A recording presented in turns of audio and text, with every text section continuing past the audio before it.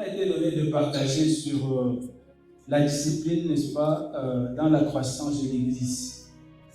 Et c'est un sujet, j'ai envie de dire, c'est l'un des sujets les plus importants à mon sens. Lorsque vous aurez la grâce de rencontrer un des pères et que vous irez vers lui pour lui demander de vous dire quelque chose, de vous enseigner quelque chose, comment faire comme lui, comment croître, n'est-ce pas, spirituellement, il va vous dire des choses qui vont vous étonner et des choses que vous connaissiez déjà. La plupart du temps, on est toujours un peu déçu lorsque tu peux avoir peut-être un père dans la foi, tellement réputé, et quand tu vas vers lui, tu dis que papa, vraiment, j'aimerais faire comme toi. Et il te dit, mon fils, médite la parole, médite la parole. Tu as venu demander que mes pères, donc toi tu penses que je ne méditais pas la parole. Donc c'est un peu comme ça que à chaque fois on est surpris parce qu'on n'est pas discipliné. Et comme je disais tantôt, la discipline occupe un endroit vraiment, une place importante. J'ai demandé qu'on chante, n'est-ce pas, cette louange de Yahweh Sabaoth, parce que je voulais en fait que dans notre esprit, nous puissions déjà concevoir que nous sommes des soldats. Parce que Yahweh Sabaoth, c'est, n'est-ce pas, l'Éternel des armées. Et nous sommes des soldats. Et tant que nous ne voyons pas les choses de cette façon-ci, je vous assure, on va toujours penser qu'on est laxiste. Les voies que l'homme peut percevoir, ce n'est pas les voies de Dieu. 2 Rois chapitre 6, c'est l'histoire de Naaman. Tu vas aller vers la fin où ses serviteurs le conseillent, quelqu'un peut le gazer, je crois que c'est verset 13, un truc comme ça. Tu peux lire ça s'il te plaît.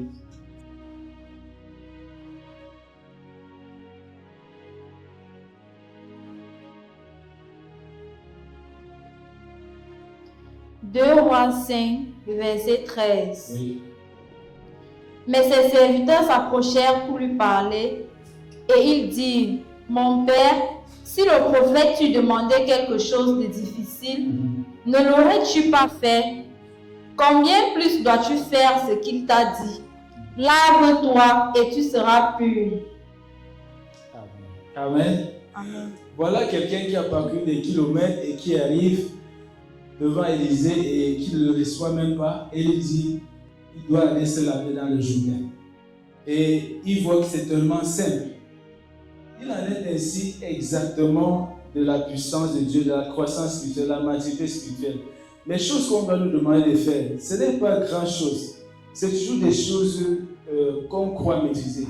Or, comme Papa Clément disait souvent, l'homme aime le mystère. L'homme veut mériter. L'homme veut faire des efforts pour, n'est-ce pas, arriver à un certain stade. Parce qu'à la fin, il veut se taper la poitrine. À la fin, il veut dire que moi, j'ai dû faire ceci, moi, j'ai dû faire cela. Mais Dieu ne fonctionne pas comme ça là. Dieu va te donner des choses simples à faire. Mais si tu ne fais pas, tu seras disqualifié tout simplement. Donc, le but donc de cet enseignement est premièrement de changer notre mentalité. Parce que lorsqu'on parle des disciples, ça fait trop, ça fait école, ça fait, voilà. Moi, je voulais que tu te vois désormais comme un soldat. Et ça va marquer la différence dans ta tête. Et généralement, tout soldat doit être soumis par nécessité à 3 groupes de personnes. J'ai envie de dire à 3 groupes de personnes principalement. Il y a, premièrement, n'est-ce pas, son chef. C'est-à-dire qu'un soldat est soumis à son chef, celui qui lui donne les ordres, son instructeur, celui qui le forme. S'il ne se soumet pas, il sera disqualifié, il ne sera jamais soldat. Donc c'est une des choses que nous devons retenir. Et dans l'église, ceci représente, n'est-ce pas, le père spirituel qui te forme, qui te donne, n'est-ce pas, des outils pour pouvoir t'en sortir, pour que tu sois véritablement ce soldat-là. Donc, et également, j'ai dit 3 groupes de personnes. Il y a également la discipline qui te concerne. Il y a, premièrement, la nécessité d'avoir une discipline personnelle, la nécessité, n'est-ce pas, de respecter les consignes, les instructions d'un père, et troisièmement, la discipline de corps. que nous allons voir un peu en détail tout à l'heure. Donc, c'est cette triple discipline qui te donne maintenant la capacité, n'est-ce pas, de remporter les victoires, de remporter, n'est-ce pas, la bataille. Sans cela, tu ne seras pas vraiment capable de remporter la moindre bataille. Les âmes vont mourir parce qu'un soldat est fait, n'est-ce pas, non seulement pour se protéger, mais également pour protéger d'autres, pour sauver d'autres. Et ces âmes-là, n'est-ce pas, vont mourir. Jésus disait à Pierre, n'est-ce pas, je vous ferai des pécheurs d'hommes. C'est-à-dire que nous devons recevoir d'un homme la capacité d'être pécheur d'hommes. Si vraiment tu veux, n'est-ce pas, être soldat, c'est-à-dire que tu es appelé à sauver.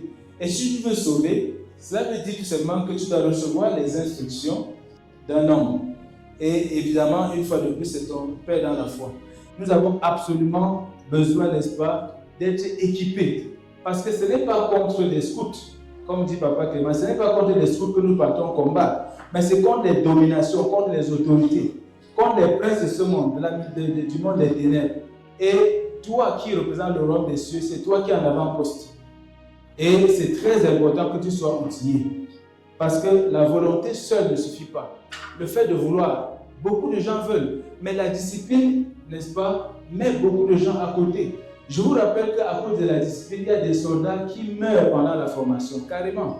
C'est-à-dire que ce n'est pas l'ennemi qui l'a tué, c'est la formation qui l'a tué. L'instructeur l'a tellement, n'est-ce pas, exige des choses au point où il est mort carrément. Plusieurs fois, ce sont des choses qu'on ne peut pas nous dire. Parce que nous sommes des gens civils. Mais si c'est ton frère, si c'est ton cousin, tu sauras que voilà, quelqu'un est mort pendant qu'il était en train de se former. C'est pour vous dire en réalité quel est, n'est-ce pas, le degré de persévérance, le degré de dureté de la formation. Or, si nous sommes des soldats, est-ce que vraiment nous avons ce sentiment-là que vraiment on se donne assez? Mais je pense que chacun donne un peu comme il peut, n'est-ce pas? Quand il est fatigué, ah bon, vraiment, je pense que Dieu lui-même, il voit que je suis fatigué et que j'ai le droit de me reposer. En formation seulement, on le forme jusqu'à ce qu'il meure. Nous n'avons pas d'autre chose à faire sur cette terre, si ce n'est, n'est-ce pas, de faire l'œuvre pour laquelle Dieu nous a appelés. Il n'y a pas, on n'a pas un militaire, un soldat n'a pas une vie bis. Il n'a qu'une vie de soldat. La preuve, c'est que dès que quelqu'un est soldat, même sa mentalité change. Quand il est dans la famille, la personne ne le comprend plus. Seulement parce qu'il est soldat. Vous voyez, si vous avez un frère soldat, un cousin soldat, un voisin soldat, vous allez vous rendre compte que c'est des gens qui ne pensent pas comme nous. Pas du tout. Leur façon de penser à part. Avec que son intelligence a été renouvelée, n'est-ce pas, dans un autre secteur. Et c'est pareil pour nous. Nous aussi, nous devons, n'est-ce pas, avoir cette capacité à nous défoncer, à donner le maximum, à ne pas, n'est-ce pas, être prompt, n'est-ce pas, à la fatigue et à tout ce qui nous tire vers l'arrière. C'est réellement vraiment un renoncement, n'est-ce pas, à soi. Tu renonces à toi-même. Je me souviens dans Luc 9 là-bas, il y a 3 hommes qui ont demandé, mais Seigneur, moi je veux te suivre, mais attends, je veux d'abord aller enterrer mon père. Seigneur, moi je veux te suivre, mais attends que j'aille d'abord dire au revoir, n'est-ce pas, aux gens de ma maison. Et le Seigneur les a jugés tous, n'est-ce pas, les a tous disqualifiés. Quelqu'un te dit, oui, je veux bien aller avec toi, mais attends seulement un peu, non, je veux aller seulement dire au revoir. Le gars te disqualifie. C'est dur, mais je vous assure que c'est ça en fait le soldat. Pas dire que ce gars, ce ne sera pas un bon soldat. Je ne veux pas les gens qui s'encombrent avec les choses de cette terre.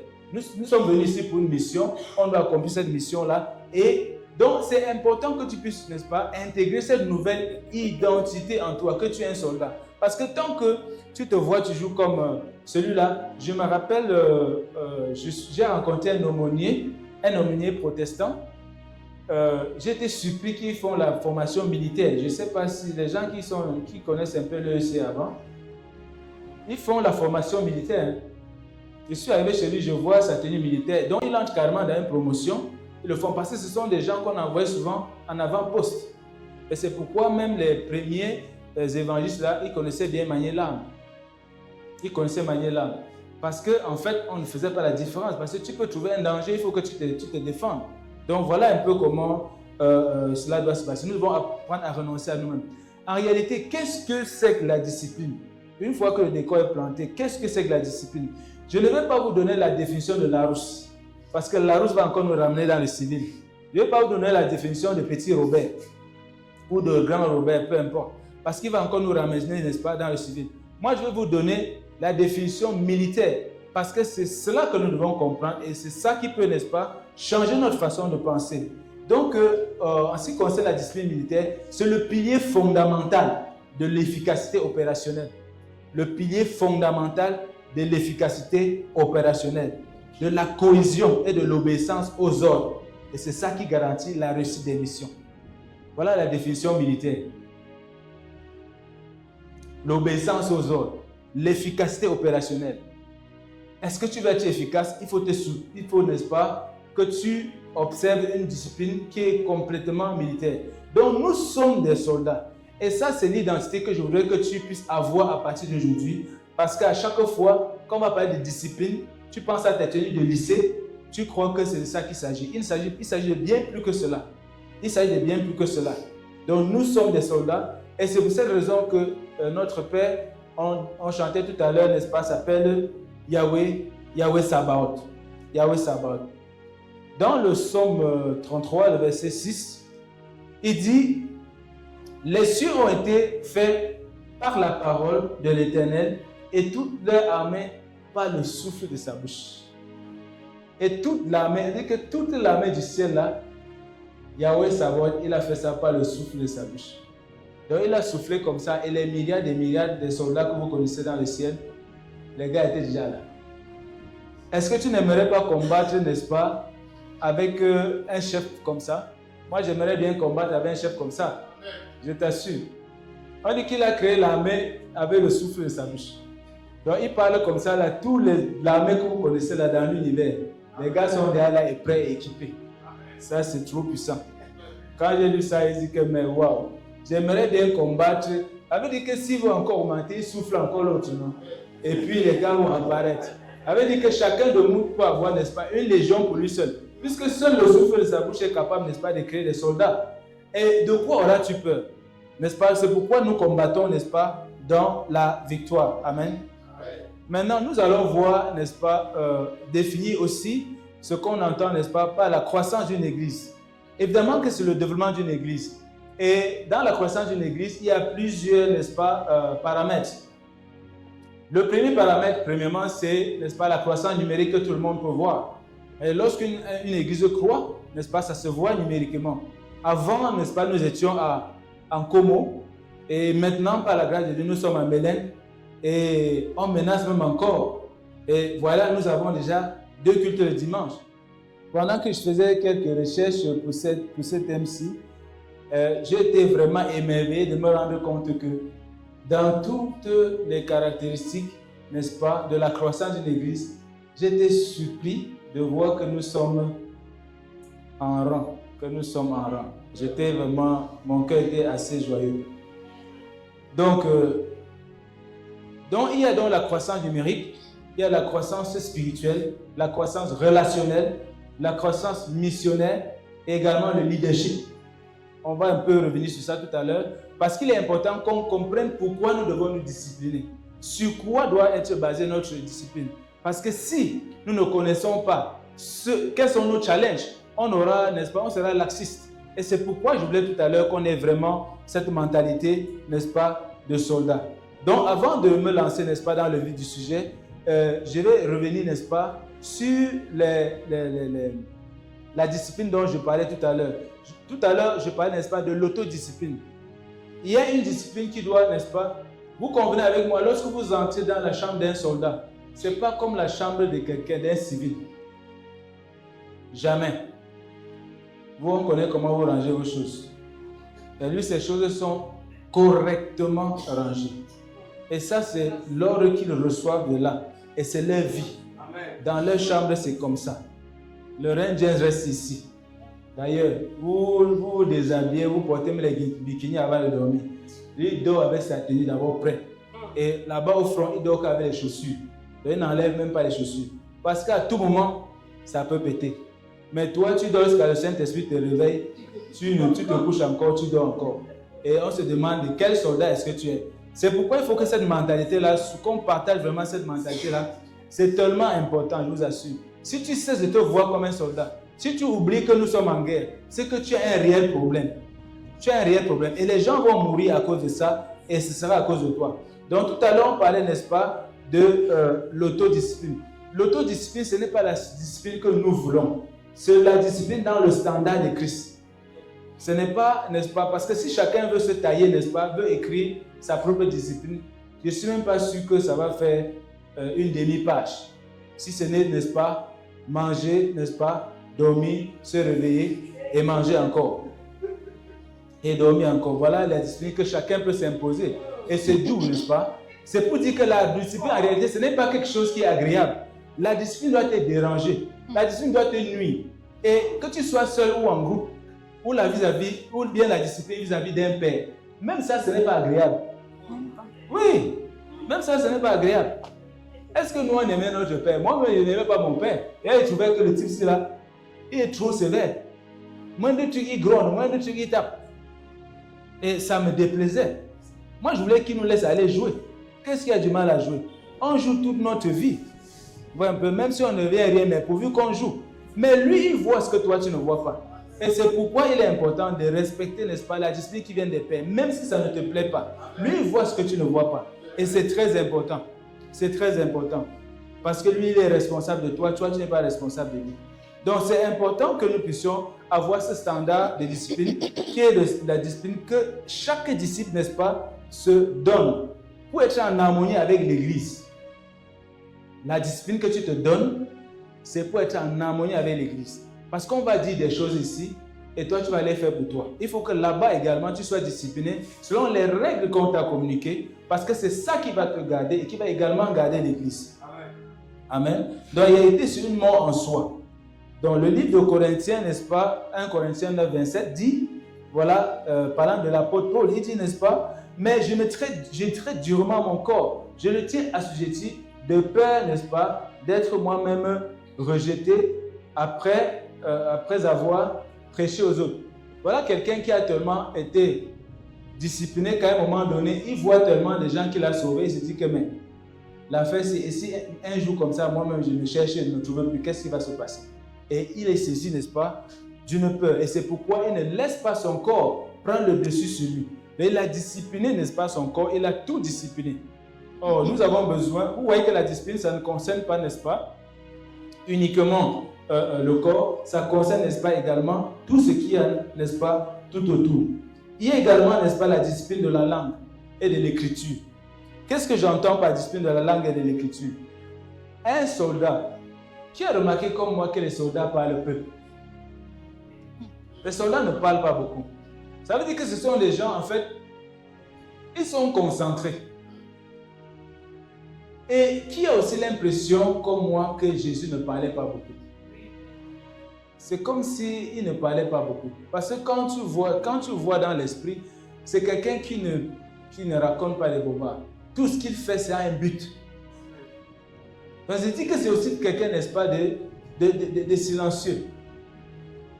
Amen.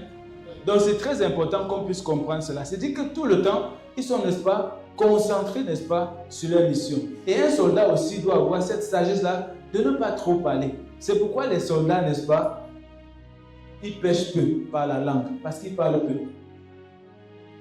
À une époque, j'ai accueilli un frère à la maison et il était venu pour la formation du BI.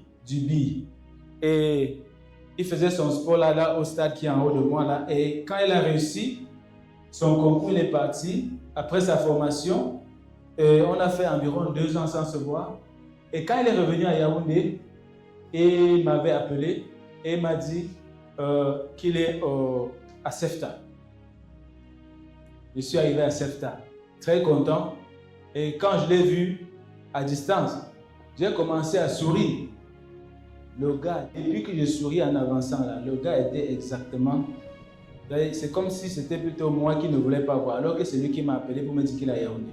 Il était devenu froid et glacial. Je dis froid et glacial.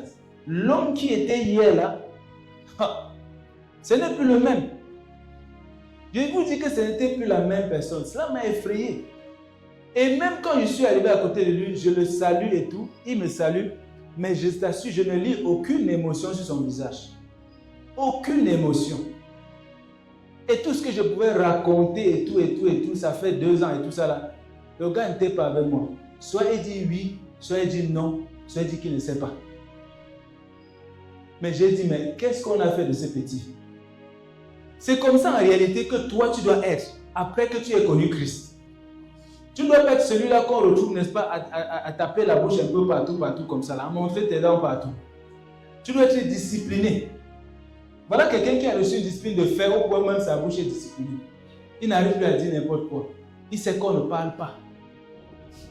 Je suis plus son frère. Maintenant, il a d'autres frères. Ils appellent ça les frères d'âme. Les frères d'âme. Voilà la fraternité là. C'est très sérieux dans le corps de l'armée. Très sérieux dans le corps de l'armée. Quelqu'un qui au front ne peut pas accepter, laisser son frère blessé au front. Même si c'est chaud comment, il va se battre pour aller chercher. Ce n'est pas la discipline des chrétiens que lorsque un soldat est atteint, n'est-ce pas, on fait plutôt le commérage au lieu de l'aider. Quand un frère est touché, ça doit pas être l'objet d'un commérage. Parce que demain, ça peut être toi. Et qui sait si ce n'est pas celui que tu as sauvé aujourd'hui qui va te sauver demain. Parce qu'une parole, n'est-ce pas, ordurière ou gracieuse qui est prononcée a automatiquement une influence sur nous. Si c'est une bonne parole, ça va te faire du bien. Mais si c'est une mauvaise parole, ça va détruire. Et quand ça détruit, n'est-ce pas, ça ne favorise pas, n'est-ce pas, cette communion, cette cohésion, n'est-ce pas, au milieu des enfants de Dieu. Donc nous devons y veiller vraiment. Il y a une autre catégorie de choses. La semaine dernière, vraiment, je me suis discipliné à... J'ai un compte Facebook, mais à un moment donné, j'étais obligé de me séparer de ce compte-là. J'ouvre rarement. Un jour, j'ai un de mes fils, il est aux États-Unis, et il m'avait dit que pour qu'on ne le dérange pas, il faut que je dois me connecter à Facebook. Je me suis encore connecté, ça m'a encore dépassé. Il a dit que mon fils, si je vais toujours parler avec toi, non, vraiment trouver un autre moyen, je me suis déconnecté. Parce que c'était, enfin, je ne résiste pas au passage il y a trop de choses dedans. Et tant que ton doigt est capable de faire comme ça, et comme le doigt n'a pas faim là, tu peux faire jusqu'à ce que la nuit tombe. Ton doigt peut faire ça toute la journée, même la nuit, et ça va continuer à tourner. Même si tu as faim, le doigt n'a pas faim, ça va toujours continuer à tourner. Et moi, ça me dépasse. C'est pour ça que j'ai dit que non, Facebook et moi, vraiment, stop. Et le Seigneur me faisait nous rendre compte. Il dit que, en fait, Facebook est devenu, n'est-ce pas, un facteur avec un courrier qui a l'adresse de tout le monde. Qui se rappelle ce qu'on appelle facteur? Ça fait au moins des années 1970. Alors, un facteur, pour ceux qui ne savent pas, avant, c'est le facteur qui partait à la poste, ramassait, n'est-ce pas, les lettres. Et on lui avait donné un secteur. Et il passait maison par maison pour remettre, n'est-ce pas, voici ton courrier. Là, c'est celui-là qu'on appelle le facteur. Donc, le Seigneur me faisait comprendre que les choses qu'on envoie à Facebook, c'est comme un facteur avec un message ou avec une lettre sur laquelle il y a l'adresse de tout le monde. Et qu'est-ce que cela veut dire en réalité? Ceci veut dire que le Seigneur dit que lorsque tu as un problème avec ton frère, va et parle avec lui. Si tu gagnes son cœur, c'est bien. Si tu ne peux pas, tu peux chercher une autre personne. Si c'est compliqué, tu cherches encore l'église pour résoudre ce problème-là. Et on est arrivé à une génération où on constate même des chrétiens qui gèrent leurs problèmes sur Facebook. Tu écris à qui? Tu as un problème avec quelqu'un, avec un frère, avec une soeur, avec un père, et toi tu peux envoyer, tu envoies le facteur avec l'adresse de tout le monde sur ça. Il m'a dit que ça c'est une indiscipline terrible. Moi ça m'a effrayé. Jusqu'à ce qu'il m'ait démontré cela. Pourquoi en réalité? Parce que il dit ceci. Il a pris un exemple. Suivez. Il dit, voilà, sur la page Facebook. Tous m'ont lâché, même toi. je pensais que je pouvais compter sur toi au moins. Ça, c'est sur la page. Ça s'adresse à qui? Maintenant, voilà que beaucoup de personnes, ils lisent. Quand la première personne lit, il se dit, mais dis donc, je t'ai dit la semaine prochaine, c'est pas parce que je te dois l'argent que tu vas aller publier ça à Facebook. Parce que tu lui as dit, tu as pris son argent et tu devais remettre la semaine dernière. La semaine dernière, tu n'as pas pu. Tu es parti le voir. Tu dis que mon frère, l'argent que j'ai pris là, je ne peux pas te donner cette semaine. Je vais te donner la semaine prochaine. Dès qu'il voit la publication là, c'est de lui qu'il s'agit, non? C'est de lui qu'il s'agit. Et une autre personne va dire, n'est-ce pas, oh, c'est pas possible, c'est pas possible. Son anniversaire, c'était la semaine dernière. Je ne lui ai pas souhaité joyeux anniversaire. C'est pour ça qu'elle envoie ceci. Et vraiment, comment est-ce que...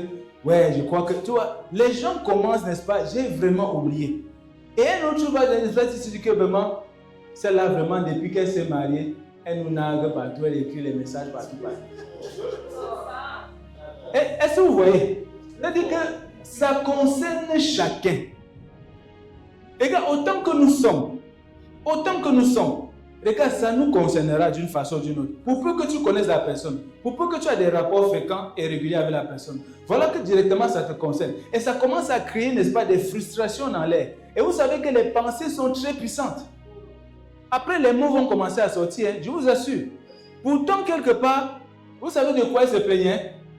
En fait, c'est son chien qui était mort. C'est son chien qui était mort. Elle dit que ouais, c'est mauvais. Les gens, même toi aussi.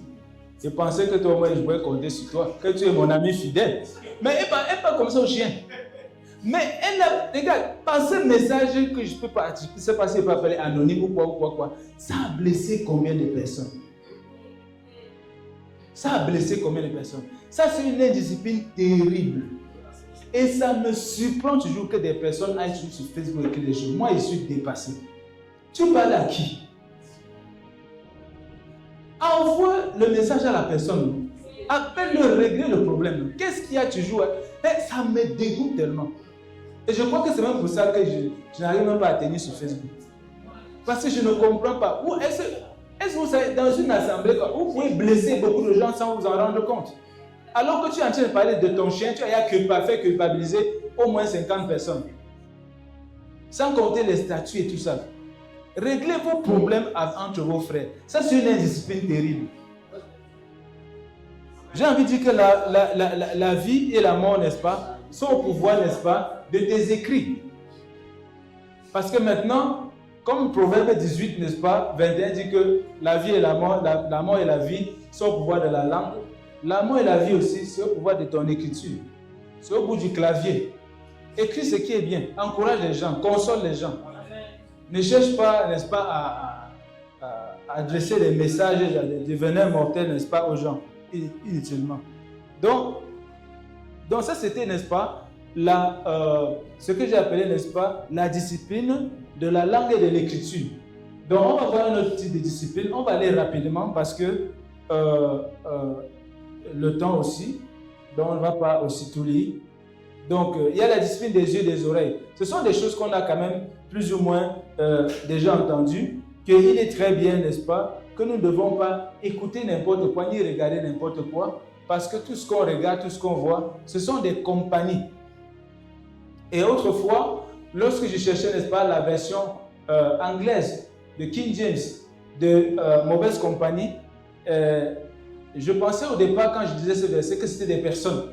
La mauvaise compagnie corrompt les bonnes mœurs, jusqu'à ce que, en anglais, dans King James, n'est-ce pas, heavy communication.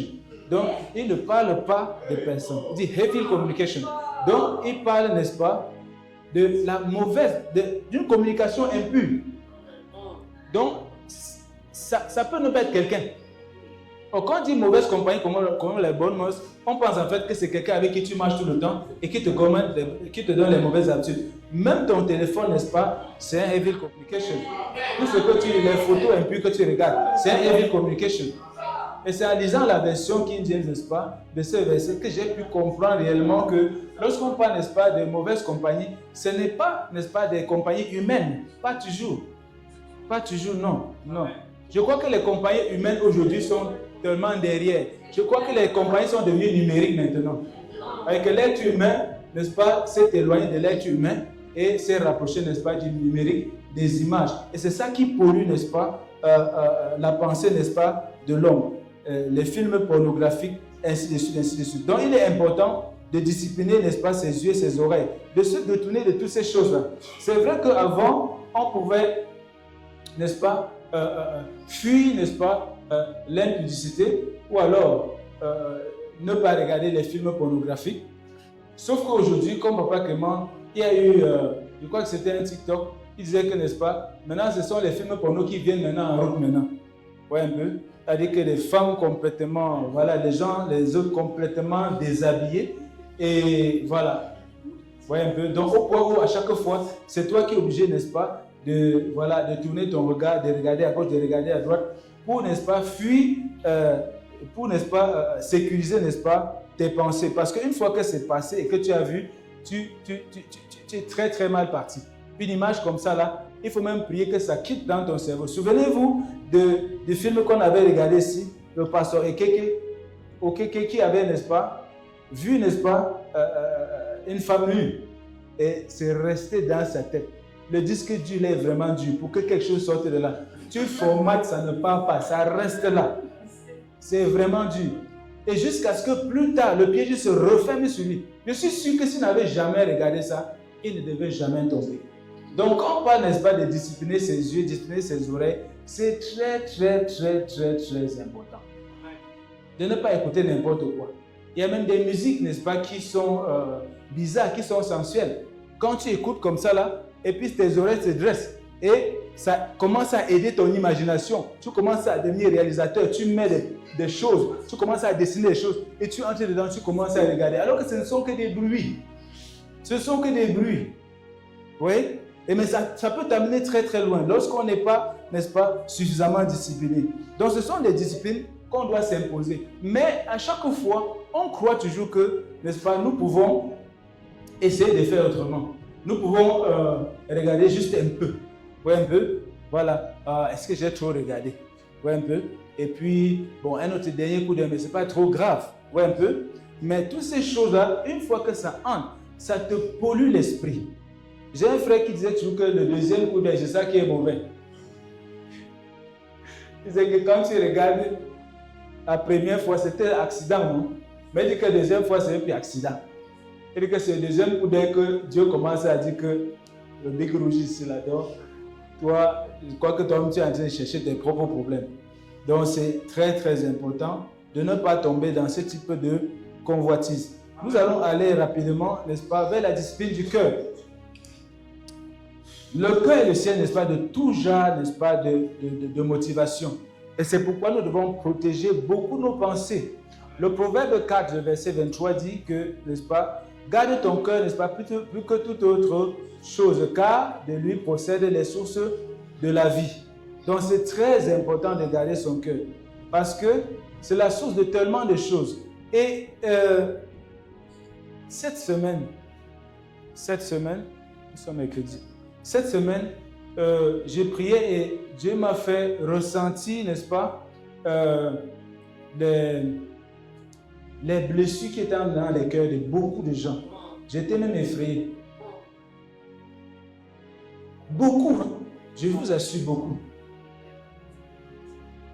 Je ne sais pas à quoi cela est dû, mais je crois que ce message vient aussi à point nommé pour que nous puissions savoir que réellement nous devons veiller. Ne te laisse pas facilement, n'est-ce pas, transporter dans des blessures, je vous assure. Justifiez les gens si vous pensez qu'ils ont mal fait. Trouvez une raison, n'est-ce pas, pour que, bon, vraiment, je pense que je n'ai pas tout compris, je pense que je dois avoir tort quelque part. Justifiez les gens et quittez sur ça. Parce que si vous voulez embrigader les gens, je vous assure, même si c'est le monde que Dieu a créé, vous voyez le cœur là, ça ne va pas remplir. Et le problème, c'est que pour sortir, c'est compliqué. Quand tu veilles là, il faut vraiment veiller. Si tu ne veilles pas et que ça entre, ça devient très compliqué de faire sortir. Quand tu as seulement, n'est-ce pas, quand tu en veux seulement à quelqu'un et que par la suite, tu ne sois pas capable de pardonner, tu sais ce que ça peut te faire. Quand tu regardes la personne, quand tu rencontres la personne, tu regardes au champ. Parce que la personne est toujours dans ton cœur. Quand tu croises les gens, tu es mal à l'aise. Quand on apprécie la personne, tu es jaloux. C'est une prison terrible, ça ne finit pas. Libère-la et toi, tu es libre. Donc nous devons surveiller nos pensées. Parce que de nos pensées peuvent venir des mots. Tout à l'heure, on a vu avec Facebook, n'est-ce pas, qu'on a pensé que c'est à moi qu'elle s'adressait. Du coup, on a commencé à préparer ces mots. Que je t'assure que le jour que j'ai fini de payer l'argent là, je vais lui dire 2 mots. La pensée est devenue les mots. Vous voyez un peu? Alors que ce n'est même pas à toi qu'elle parlait. Mais l'autre qui disait que vraiment, celle-là, vraiment, depuis qu'elle s'est mariée, n'est-ce pas, son mari a l'argent, elle passe son temps maintenant que sur Facebook. Vous voyez un peu? Et je vais aussi me marier un jour. Je vais aussi me marier un jour. Et vous voyez comment ça crée, même si c'était ton ami, ça commence à créer, à mettre un voile entre vous. Pour dire que celle-là vraiment, quand les gens se mariaient, les gens changeaient, mais toi, je n'ai pas cru que toi, tu pouvais faire comme les gens. Et pourtant, voyez un peu, ce sont des choses qu'on s'est fait. Donc, facilement, les pensées deviennent des mots et les mots deviennent des actions. Donc, on doit surveiller nos pensées pour qu'ils ne deviennent pas des mots. Surveiller, n'est-ce pas, nos mots pour que ça ne devienne pas des actions. Parce qu'à un moment donné, quand tu as trop changé, à un moment donné, tu fais comment?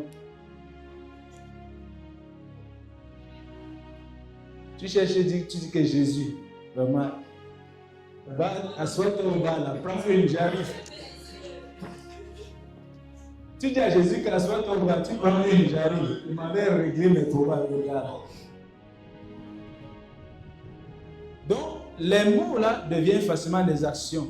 Et lorsque tu as posé une aspect, lorsque tu as l'habitude de te comporter comme ça là, en fait, ça devient réellement, n'est-ce pas, ton habitude. Et lorsque tu ne surveilles pas ton habitude, ça devient un caractère.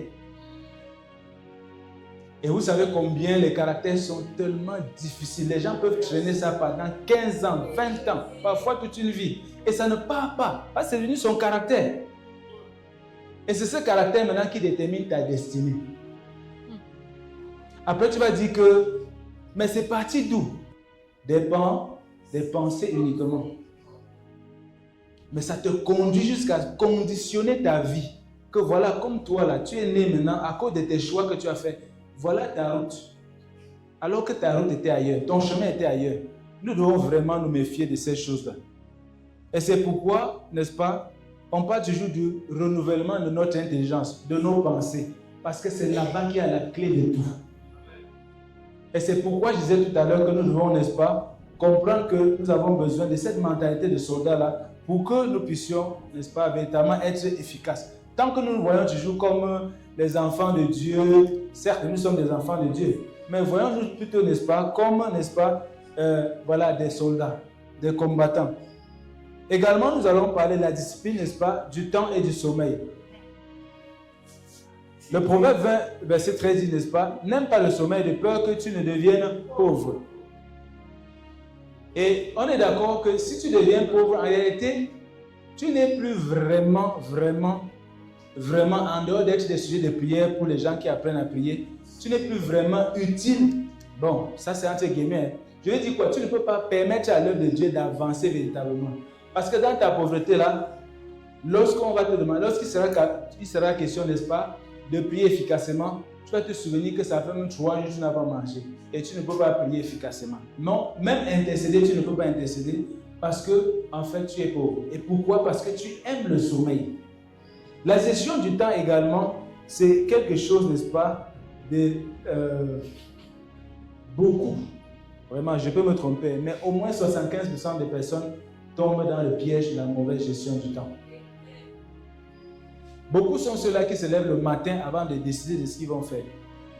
Le jour se lève d'abord, je dors d'abord, le jour se lève d'abord et après on va voir. Et maintenant, il fait comme, n'est-ce pas, il construit une maison en faisant le plan au même moment. Donc, il voit sa journée. Bon, je peux m'arriver chez tel, non? Est-ce que tu avais prévu d'arriver là-bas? Donc, tu peux faire beaucoup de choses qui n'étaient pas prévues. Et c'est comme ça que David, n'est-ce pas, parce qu'il se pavanait, il s'ennuyait, n'est-ce pas, il a commis, n'est-ce pas, un crime. Vous voyez un peu? Donc, c'est très important de pouvoir développer. Jésus, lui, se levait tellement tôt. Ça veut dire que quand il dormait, son alarme était déjà, n'est-ce pas, activée. Et il savait qu'à un certain heure, à 3 heures, je me lève et puis je m'en vais prier. Et c'était son agenda, c'était comme ça. Est-ce que toi, vraiment, est-ce que tu as un agenda? Comment est-ce que tu peux aider à la croissance spirituelle de ton assemblée, à ta propre maturité spirituelle, si tu n'as pas véritablement un agenda, si tu n'as pas un emploi de temps? Tu ne sais pas ce que tu vas faire à telle heure, tu ne sais pas ce que tu vas faire à telle heure. C'est comme ça que tu te connectes aussi à toute heure. Ayez les heures pour vous connecter.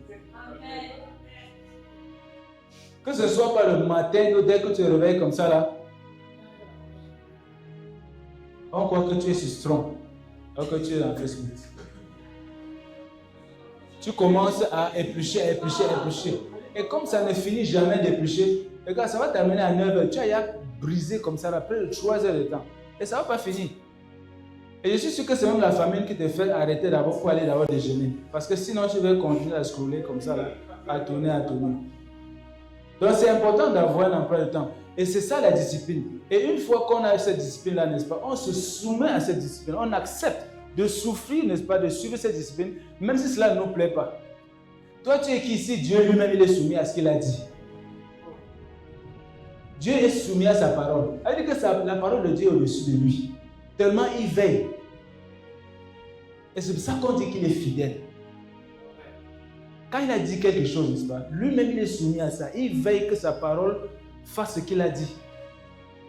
Et c'est ça, n'est-ce pas, la fidélité de Dieu. Comment peux-tu développer une vie intime avec le Seigneur pour ta propre croissance spirituelle ou alors pour la croissance de ton assemblée si tu n'as pas vraiment une bonne gestion de ton temps, une bonne gestion, n'est-ce pas, de ton sommeil et des bons plans, et n'est-ce pas, quels que soient les objectifs que tu as. Si tu gères mal le temps, tu ne vas jamais t'en sortir. Parce que d'ailleurs, quand on parle d'objectif, le temps est directement attaché à l'objectif. Il n'y a pas de plan sans objectif. Il n'y a pas d'objectif sans plan. Il n'y a pas de plan sans objectif. Et tout ça a un chronogramme pour exécuter. Et ce sont des choses auxquelles les enfants de Dieu... Regarde, quand tu vas gérer efficacement le temps, tu vas te rendre compte que tu as beaucoup de temps. J'ai parlé à une soeur ici, là, qui, généralement, je voyais qu'elle ne dormait pas beaucoup. Et je lui ai dit, vraiment, ne te vante pas du fait que tu ne dormes pas. Le fait de ne pas dormir ne veut pas dire que tu gères efficacement ton temps. Prends le temps maintenant de noter, jour après jour, ce que tu vas faire. Pendant tout ce temps-là, à la fin, somme et regarde. Tu vas te rendre compte que tu as perdu beaucoup de temps. Que le temps que tu aurais pu faire, tu aurais pu prendre, n'est-ce pas, 30 minutes pour faire quelque chose, tu en as pris 2 heures. Et finalement, tu as trouvé que tu étais fatigué et il y a eu un chevauchement et quelque chose que tu devais faire. Directement, tu as commencé à faire et tu peux le faire dans la fatigue. Ce n'est pas de la sagesse. Soyons rigoureux avec le temps, c'est très important. Nous devons avoir un agenda. Si nous avons des livres à lire, si nous avons, n'est-ce pas, des prières à faire, il faut que les heures de prière soient, n'est-ce pas, spécifiques.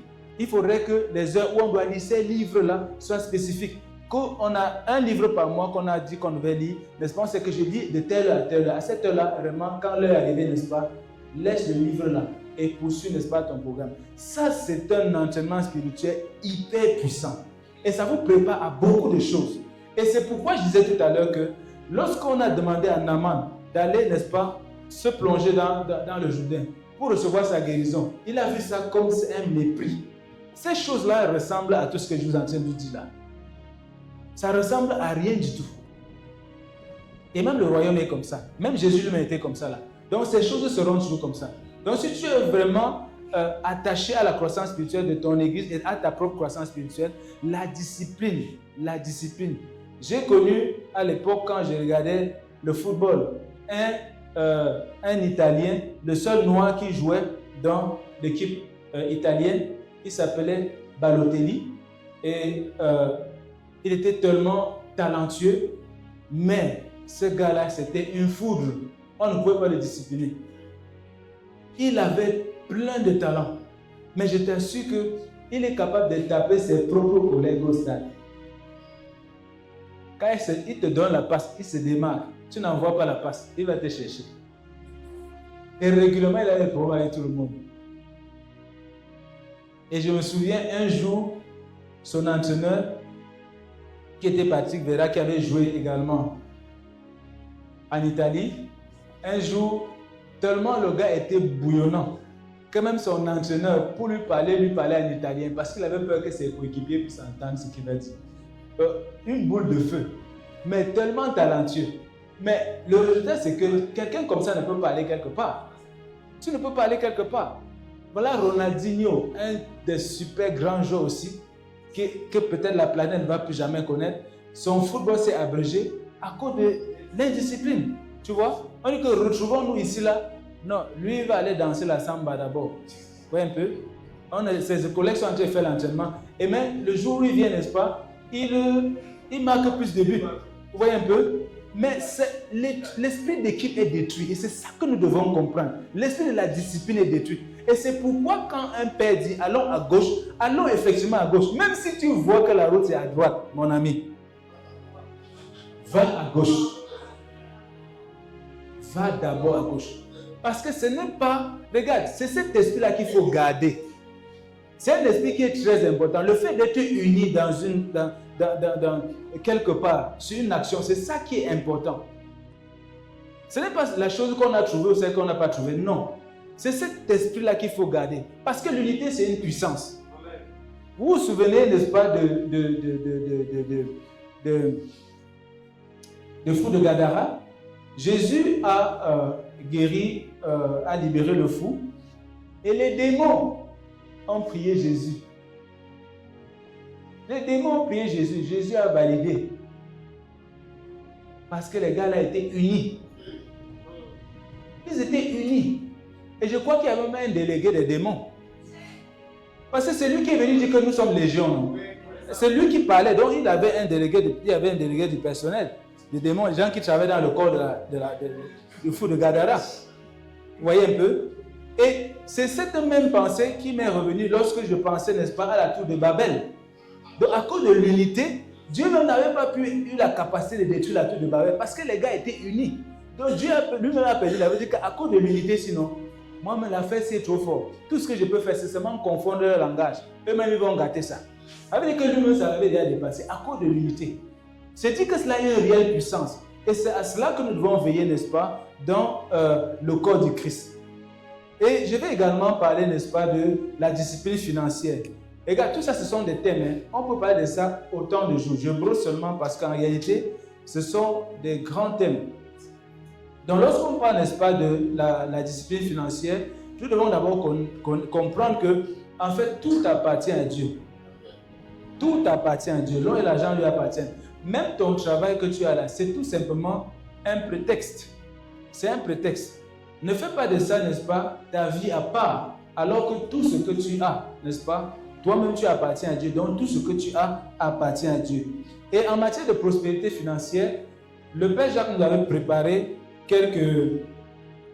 un enseignement, ça passait sur EDI, et il disait qu'en réalité, un chrétien doit pratiquer 5 types, n'est-ce pas, de libéralité. 5.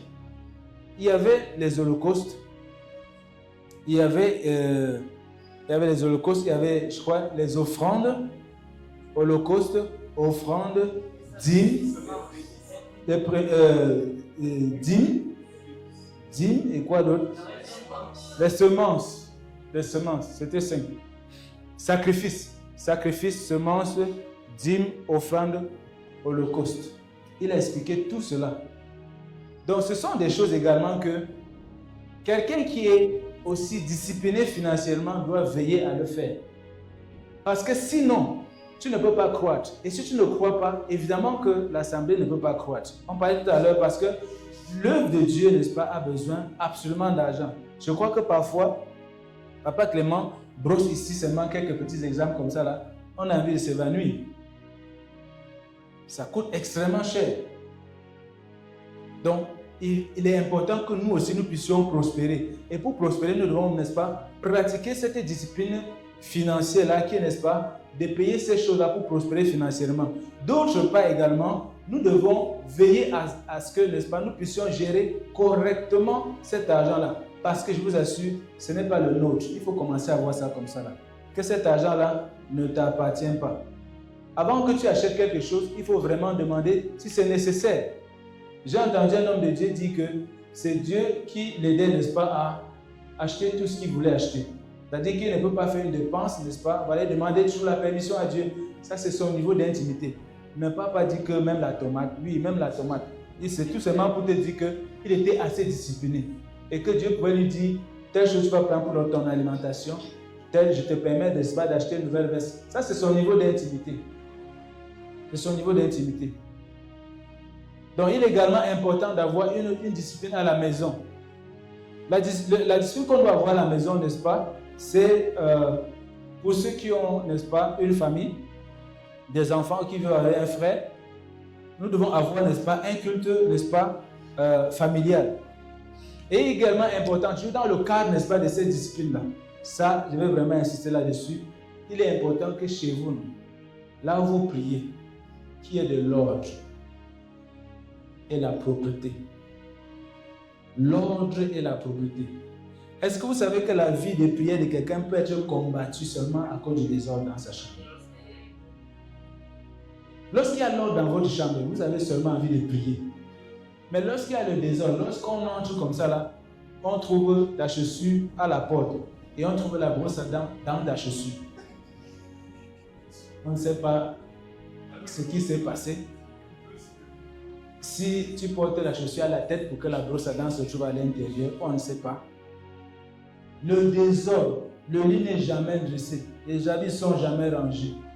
Les habits qui sont sales sont par terre. Ceux qui sont encore propres sont accrochés. Faisons très attention. Ce sont des choses que tu vas dire que tu pries là-dedans. Non, je vais te dire que tu es un menteur. Tu es un menteur. L'intérieur de chez soi, là, regarde, faites l'expérience. Prenez l'habitude seulement d'arranger, de bien ranger. Vous allez voir comment, quand vous êtes au milieu de tout ça, vous allez seulement commencer à parler en langue. Amen. Une autre discipline que nous devons nous imposer, n'est-ce pas, c'est une discipline vraiment concernant l'alimentation. Évidemment, parce que si tu manges beaucoup, il te sera difficile d'être disposé à une certaine heure pour pouvoir vaquer à la prière. Et plusieurs fois aussi, parfois tu peux avoir une journée et lorsque tu rentres de cette journée, tu es tellement fatigué que tu te goinfres tout de suite parce qu'il y a un gros creux et tu prends aussi un gros plat que tu remplaces et tu vides le plat et après, tout ce qui suit, toute ton énergie là commence à aller, n'est-ce pas, pour gérer, n'est-ce pas, la nourriture que tu as ingurgitée. Donc, il faut se discipliner par rapport à la nourriture. C'est très important. Des personnes qui mangent vraiment beaucoup, je vous assure, quelque part, non, même si je ne viens pas chez vous, non, je sais que vous avez une vie de prière douteuse. Moi, je vous dis, quelqu'un qui se goinfre, franchement, c'est difficile. Tu ne peux pas te goinfrer et parvenir à gérer, n'est-ce pas, cette énergie-là. Ce n'est pas évident. Donc ça, c'était, n'est-ce pas, de façon brosser les différents types de disciplines qu'on doit s'imposer. Vous voyez que ça ne ressemble à rien, non? Mais la puissance de Dieu est dedans. C'est donc comme ça que je vous disais tout à l'heure, que Naaman avait une raison que même. Les gens, si vous me prenez pour un fou, quoi. Vous regardez comment le Jourdain est boueux, vous m'envoyez, c'est là-bas que tu auras ta guérison. C'est dans les simples choses, n'est-ce pas, qu'il y a ta délivrance, qu'il y a ta croissance spirituelle, qu'il y a ta maturité spirituelle. C'est là-dedans. Mais négliger un et tu vas voir, tu vas stagner. Ce n'est pas mon souhait. Donc également, n'est-ce pas, on va parler de la discipline, n'est-ce pas, de corps. La discipline de corps, c'est ce qui concerne, n'est-ce pas, l'Église tout entière. Et avant de parler de la discipline de corps, nous devons d'abord comprendre que l'autodiscipline, qui est la discipline personnelle, entre d'abord, premièrement, dans la discipline de corps. Ça fait déjà partie. Parce que si on a une autodiscipline, en fait, c'est pour qu'il y ait de l'harmonie entre, n'est-ce pas, nous et notre assemblée, nous et notre Église. Donc, c'est très important que ces différentes règles, n'est-ce pas, de vie spirituelle là, puissent, n'est-ce pas, soutenir également l'assemblée. Alors, c'est très important. Donc, 1 Corinthiens 12 dit ceci. Car comme le corps est un et qu'il y a beaucoup de membres, et que tous les membres de ce corps qui est un, bien qu'il y en ait beaucoup, sont un seul corps. De même, n'est-ce pas, en est-il pour Christ. Donc nous devons comprendre en fait que le corps est un. Ça veut dire en réalité que quoi? Bien que nous ayons une discipline, si le doigt veut faire le sport, il ne fait pas le sport comme le pied. Chacun fait sa chose, n'est-ce pas? Mais cependant, nous sommes un seul corps.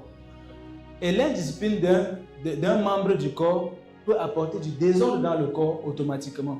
C'est pourquoi la discipline, n'est-ce pas, personnelle est directement liée, n'est-ce pas, à la discipline de corps. Donc nous devons veiller les uns sur les autres. Et la régularité, n'est-ce pas, à la prière, la régularité au temps de culte, la ponctualité, la constance dans les réunions sont également des facteurs qui sont très importants. Lorsque l'assemblée a un programme de prière, de jeûne, la discipline spirituelle voudrait tout simplement que toi aussi tu y participes, et que tu te soumets à cela. C'est ça la discipline de corps. Que tu ne fasses pas ta chose à part. Comme certaines personnes, n'est-ce pas, qui à un moment donné, on les chatte pendant qu'ils sont en train de bavarder à la maison. Les gens sont en train de prier sur Zoom, ils ont oublié leur micro. Ils sont en train de raconter leur vie là-bas. Et même parfois, on les chatte, on les dit même, tu vois, parfois on coupe seulement le micro. C'est désagréable. Et vous voyez, en fait, vous êtes en train de... Chez nous, on disait que tu es en train de voler le légume. Nous, on est les mangeurs de couscous. Que tu es en train de voler les légumes sur ton propre couscous. En fait, n'est-ce pas? Dieu veut que tu sois discipliné, non? En fait, tu es en train de te discipliner pour quelqu'un. Comme tu es derrière, il n'y a pas de caméra, ici, là, tu vois un peu, tu t'amuses, alors qu'il y a des gens qui sont en train de prier. Mais tu crois que ce sont les gens là qui notent? C'est quelqu'un d'autre qui note. Il y a un ange qui te voit bien. Et te filme. Donc ne pense pas que tu peux échapper. Tout ce qu'il voit est note. Donc c'est important que nous puissions, n'est-ce pas, vaquer à tout cela. L'évangélisation, la prédication et tous les programmes que, n'est-ce pas, l'Assemblée peut organiser. C'est très important d'entrer, n'est-ce pas, de mouvoir dedans. Toujours la discipline. C'est aussi important. La discipline impose également vraiment le respect, n'est-ce pas, des aînés, des vieux, des anciens, des vieillards dans l'Assemblée. Je crois que c'est une consigne que Paul a donnée à Timothée. Même leur parler, on ne leur parle pas n'importe comment. Parler aux jeunes, parler aux femmes, parler aux sœurs, parler, n'est-ce pas, à ces vieilles personnes. Il faut assez de la discipline. Et ça, c'est très important. Ça ne ressemble à rien, non? Mais je vous assure que tout est là-dedans. Tout est là-dedans. Donc, c'est important. Et vous allez vous rendre compte que dans l'armée, c'est exactement ce qui se passe. Vous allez constater que les grades sont vraiment stratifiés. Quand un soldat simple voit un caporal, il doit, n'est-ce pas, lui donner le café. C'est comme ça, même si c'est son pote. Mais il donne d'abord le café. Je vous dis que l'affaire de corps, là, l'affaire du quartier, là, c'est pas, les gars, il n'y a pas ça. Et partout où il le croise, c'est comme ça. Même s'il est en civil, il donne d'abord le café. Donc ce n'est pas les disciplines qu'on a ici à l'Assemblée et que dès qu'on traverse la porte, on dit que bon, ok, aujourd'hui, là, je crois que c'était bon. Partout. Il faut être comme nous à l'époque. Quand on voyait notre maître au quartier, on le respectait tellement qu'on fuyait. Tellement on se trouvait indigne d'être devant le maître seul. On fuyait, on se cachait. C'est trop de respect. Aujourd'hui, on tape le maître, on tue même. Hein? Donc, c'est également important de respecter tous ces consciences. Vous voyez, j'ai dit tout à l'heure que cette discipline, la discipline personnelle, la discipline du corps, la discipline, n'est-ce pas, envers, n'est-ce pas, l'instructeur. Nous devons respecter toutes les instructions, n'est-ce pas, qu'un père donne. J'ai dit tout à l'heure que parce qu'il sait là où on part. Lorsqu'un préparateur physique te donne des exercices à faire, il sait quel genre de match tu vas passer, il connaît exactement, n'est-ce pas, la tension du match, il connaît la hauteur du match. Donc si toi tu n'écoutes pas, tu vas foirer tes adducteurs, tu auras des problèmes. Et c'est important. Donc lorsqu'un père donne une consigne, il sait exactement pourquoi est-ce qu'il le donne. Même si tu ne comprends pas, tu es appelé par la discipline de corps à te soumettre à cela. Par exemple, il va dire, n'est-ce pas, cocher les sondages. Cocher les sondages. Retenir 2 ou 3 versets par semaine. Réécouter tel ou tel autre enseignement. Porter la veste le dimanche prochain. C'est bien un t-shirt. Ça ne ressemble à rien, non? Mais comme je vous dis là, beaucoup seront disqualifiés et sont même disqualifiés à cause de ça. C'est comme fou, non? Mais je vous assure que c'est ça le royaume des cieux. Ce n'est pas ce que tu penses. C'est ce qu'on a dit, ce que Dieu a dit que cela doit être. C'est ça qui est. Ta pensée, ta sagesse n'a rien à voir ici là. Donc cet honneur qu'on leur doit, c'est également, n'est-ce pas, un moyen d'avoir une véritable croissance spirituelle. Je disais une fois ici que lorsque tu honores quelqu'un, tu reçois facilement des choses de lui. Étant donné que nous sommes, n'est-ce pas, dans le corps du Christ, chacun a des grâces. Pour recevoir des grâces qu'il y a dans la vie des uns des autres, nous devons nous honorer les uns les autres. Et ceux qui sont à l'enseignement encore plus, on dit qu'ils doivent, n'est-ce pas, on leur doit un double honneur. Pourquoi? Parce qu'en plus de ça, ils nous enseignent. Donc lorsque tu honores quelqu'un, il devient facile d'avoir quelque chose dans sa vie. Il devient très facile. Et une fois, je disais que tous ceux qui n'aimaient pas le professeur de maths, on connaît aussi sur leurs notes. On connaît qu'ils ont les mauvaises notes en mathématiques. Donc tous les professeurs que tu n'as pas aimés dans ta vie, on sait pourquoi tu t'es retrouvé là où tu t'es retrouvé là. Parce que tu ne pouvais pas avoir une bonne moyenne, n'est-ce pas? On comprend pourquoi, jusqu'aujourd'hui, tu ne connais que du yes en anglais. Amen. Mais tu fais les cours d'anglais, non? Comment? Vous voulez que j'explique? Donc, pour recevoir aussi quelque chose dans la vie d'un père, c'est de la même façon. Lorsque tu honores un père, je vous assure, ça coule simplement. Honorer, c'est élever. Et quand quelque chose n'est pas élevé, rien ne peut couler pour descendre. Je n'ai jamais vu un liquide quitter du sol pour monter, entrer, n'est-ce pas, dans un vase qui est plus haut. Si tu es plus grand que ton père, bon, vraiment, tu vois un peu. Donc, tu dois rester en bas pour que ce qui est en lui puisse couler. Mais si toi, tu restes en haut, tu ne peux pas. C'est un peu fou. Donc, c'est très important de pouvoir, à chaque fois, se rabaisser. Et c'est valable pour chacun. On dit que, n'est-ce pas, tu dois voir toujours l'autre comme étant au-dessus de toi. Et ce n'est en voyant l'autre comme étant au-dessus de toi, que tu peux aussi recevoir de sa vie. Donc, il y a des grâces, des personnes qui sont ici dans cette assemblée et qui ont des grâces. Tu ne reçois pas parce que tu les vois sur les chevaux. Parce que toi, tu es sur un cheval et tu les vois, n'est-ce pas, au sol. Et c'est pourquoi tu ne peux pas recevoir. Honorer les gens. Je vous assure que comme Jésus est une porte, n'est-ce pas, nous tous là, parce que nous sommes de Jésus, nous sommes tous des portes les uns pour les autres. Mais ceux-là, il y a beaucoup qui veulent voir la qualité de la porte. Si c'est une porte en alu, si c'est une porte en bois, si c'est une porte, c'est ça, ils regardent d'abord avant de chercher à passer à travers. Mais est-ce que tu peux reconnaître une porte quand tu n'as pas ouvert? Jésus lui-même ne ressemblait à rien.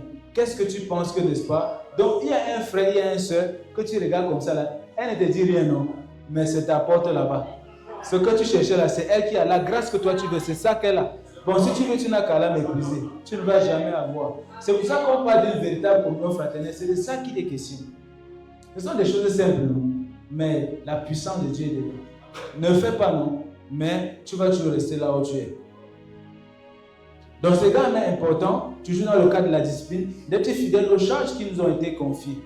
Éviter vraiment des sujets de calomnie. Ça, c'est aussi quelque chose qui est tellement très très mauvais, de médire, de se moquer d'un membre de la famille. C'est très très mauvais. Ça, ce sont des choses qu'on ne doit jamais, jamais, jamais faire. Quelle que soit la situation, même si tu penses que tu as raison, on ne doit jamais faire cela.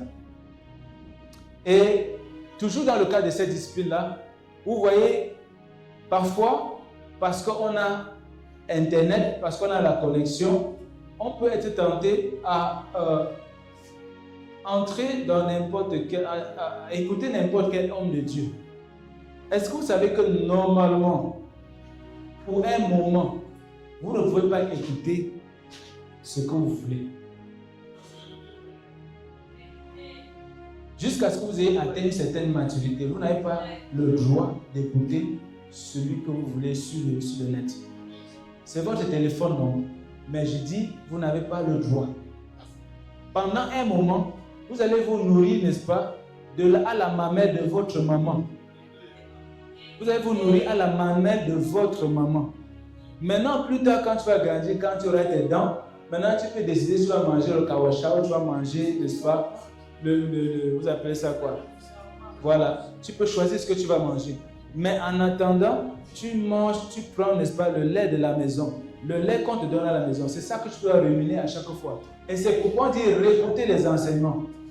Réécouter les enseignements.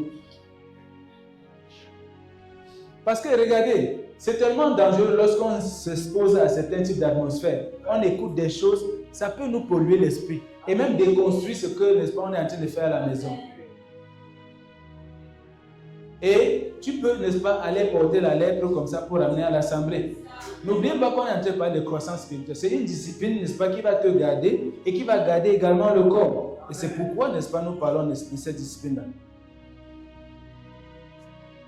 Donc, lorsqu'on va parler également de la discipline, n'est-ce pas, envers ces autorités-là, en fait, lorsqu'on parle d'autorité, à côté, n'est-ce pas, de l'autorité spirituelle, il y a aussi d'autres autorités familiales et même politiques. Donc, eux tous sont, n'est-ce pas, alignés. Vous voyez un peu? Parce que tu ne dois pas mépriser l'un ou l'autre. Même tes parents, tu dois les honorer. Je crois que vous vous souvenez, n'est-ce pas, lors du dernier mariage, comment Papa Clément avait aussi bien et pendant un bon bout de temps honoré, n'est-ce pas, les parents d'Adriche et les parents, n'est-ce pas, de Prisca. Il fait ça à dessein parce que le but, en fait, c'est de les gagner. On parle de la croissance de l'église tout à l'heure. Lorsqu'un papa est touché, il commence à dire que mais ses enfants, s'ils sont très respectueux, ils ne sont pas fous. Et ça flatte. Et puis un beau matin, il peut dire que mais moi, je viens aussi voir. Et puis c'est comme ça qu'il vient et puis il calme. Est-ce qu'on comprend? Donc c'est très important que nous puissions faire cela. L'honneur de la famille, l'honneur aussi qu'on doit, n'est-ce pas, aux autorités politiques. Parce qu'on ne peut pas dire que dans ce secteur-ci, on a besoin, n'est-ce pas, tu dois faire tes papiers pour que tu existes en tant qu'église. Et tu dis que je m'en fous de tout ça là. Parce que c'est Jésus qui m'a donné le mandat. Donc personne ne peut venir m'arrêter. Regarde, tu vas dormir en prison. Même Jésus a payé l'impôt à César. Donc c'est important que nous puissions nous soumettre à l'autorité familiale, l'autorité spirituelle et également l'autorité politique. C'est très important. Parce que toute autorité, n'est-ce pas, vient de Dieu. Maintenant, je vous ai promis, on a très peu de temps. Je vais aller un peu rapidement. Parce qu'en fait, c'est un enseignement. Donc, on ne doit pas tout donner. C'est tout simplement des sujets de recherche aussi en même temps. Parce que là-dedans, il y a tellement de choses. Je vous assure, on peut passer tout un séminaire de 3 jours à ne parler que de ça. Donc, on parlait, n'est-ce pas, de la croissance de l'Église tout à l'heure. Et on a parlé de la croissance spirituelle, n'est-ce pas? Et il s'est trouvé que la MSA aussi a une bonne croissance spirituelle. On a parlé de la croissance numérique. On a parlé de la croissance spirituelle. Je crois que tout le monde ici a quand même une vie de prière, même si elle est un peu... Voilà, même si ça va, parce que ça ne va jamais totalement. Il y aura toujours un moment où... Donc, on a également, n'est-ce pas, cette croissance qui est le développement de la communion fraternelle. Lorsqu'une assemblée est en santé, les gens en fait, n'est-ce pas, il y a plus de communion. Donc, tu peux par exemple t'inviter chez un frère, tu arrives et tu trouves un autre frère. Amen. Ah, c'est très beau. Tu vas quelque part, tu trouves que, voilà, tel frère, il vit là-bas depuis 4 ou 5 mois. Ah, tu ne savais pas. Voilà, mais tu le trouves là-bas. Ça, c'est très beau. Moi, j'aime voir ça. Quand j'arrive là-bas, je vois ça et je suis très content. Donc, cette symbiose-là, c'est une preuve, n'est-ce pas, de la croissance spirituelle. C'est une preuve, n'est-ce pas, de la maturité spirituelle. Et ce sont des choses qui sont importantes. Il y a également cette croissance missionnelle-là, dont le but, en fait, est de ne pas rester centré sur nous-mêmes, de pouvoir, n'est-ce pas, dispatcher, n'est-ce pas, l'évangile. La croissance du leadership. Vous constatez, Papa Clément n'est pas là, n'est-ce pas? Cependant, vous constatez aussi avec moi que ce n'est pas pour cela que le peuple doit rester affamé. Ça, c'est la croissance du leadership. Ça veut dire qu'après lui, n'est-ce pas, il y a quelqu'un. Après lui, il y a quelqu'un. Après lui, il y a quelqu'un. Ça, c'est une preuve de croissance. C'est très important. C'est très important. Et ça fait partie d'une discipline. Parce que si un homme de Dieu est que, s'il n'est pas là, tout s'arrête. Vous convenez avec moi qu'il ne bâtit rien, non? Il ne bâtit rien.